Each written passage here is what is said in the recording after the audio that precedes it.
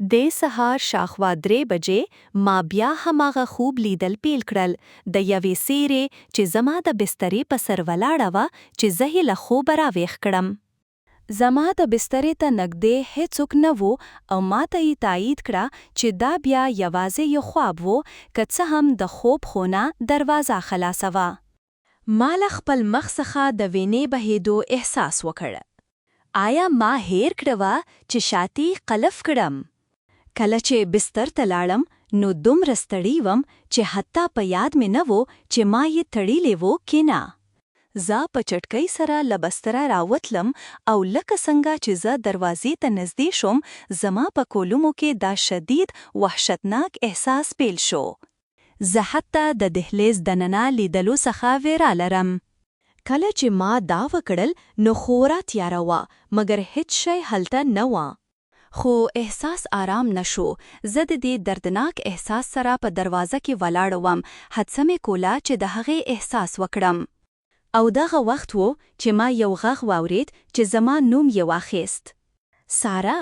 هغه زما د خوب خونې له دننه څخه زما شاته په چیغو ویل. زه شاوخوا وګرځېدم. حتی په هغه څه چې ما اوریدلی و باور مې نه کاوه. کوټه نوره هم تیاره احساس شوه. یوازې یوه ثانیه وروسته سړي بیا زما نوم وویل. سارا. ما خپل سر د خونې کونج ته وګرځاوه. حالت یې لور شخصیت ولاړ و. زما په مخ کې و مګر په سیوري کې. زه هیڅ شی په تفصیل سره نشم لیدلی. حتی د هغه سترګې هم نشم لیدلی. دغه سر یو څه کړ شوی و لکه څنګه چې هغه ما ته ګوري یا ما ته ټوکې کوي. زه له ځینو خښته شوم او مستقیم له کوره وتم.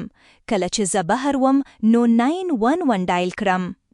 زه د سړک په اوږدو کې ولاړ وم او خپل کور ته مې کتل ترڅو حرکت ووینم.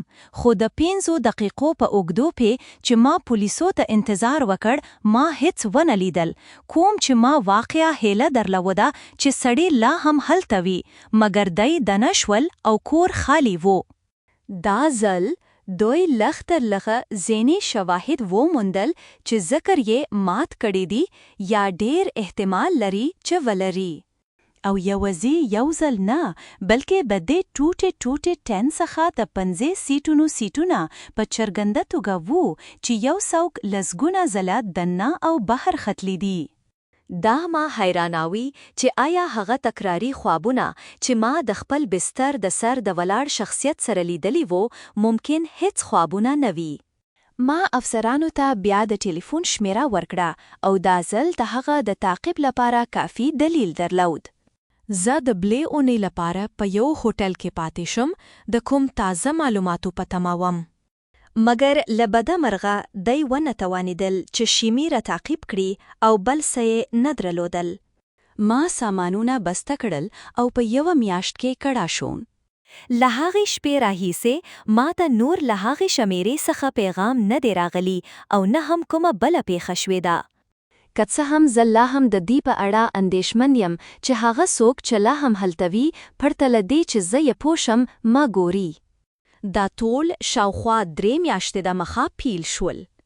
زه په ښار کې له کار څخه کور ته موټر چلاوه او په یوه کوچنۍ سیمه ییز کافې کې چې 2 ساعته قهوه وخورم. موټر چلول معمولاً له 1 ساعت څخه زیات وو او زه په هر صورت تر ناوخته ویښ پاتې شم. نو قهوه ما سره مرسته وکړه چې ویښ پاتې شم او له موټر چلولو څخه 1 ساعت خوند واخلم. خو هیڅ کله هم دومره ناوخته څوک هلته نه و.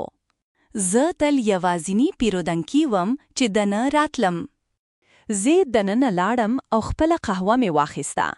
د څو دقیقو لپاره له کارمند سره خبرې کولې. بیا بهر ته لاړم. او کله چې زه بیرته خپل موټر ته روان وم ما ولیدل چې دا واقعاً حیرانونکې ښځه په پارکینګ کې ولاړه وه. شاید زما له موټر څخه 4 ځایونه لري. داسې نشکاریده چې هغې هلته موټر چلولی وي او یوازې هلته ولاړه وه. ما ته یې کتل. کله چې زه خپل موټر ته روانه وم ما ته یې کتل. او دلیل چې زه وایم هغه حیرانونکې وه ځکه چې د هغې په مخ کې دا غیر معمولي پرخه مسکا وه تقریبا عجیبه. څرنګه چې هغه لا د مخه ماته قتل، ما سر وخوازاو او یو سا موسکا مې وکړه. بیا په خپل موټر کې سپور شم او کور ته یې دوام ورکړه. فکر مې وکړ چې دا عجیبه وه، مګر هیڅ شی د فکر کولو ارزښت نه لري.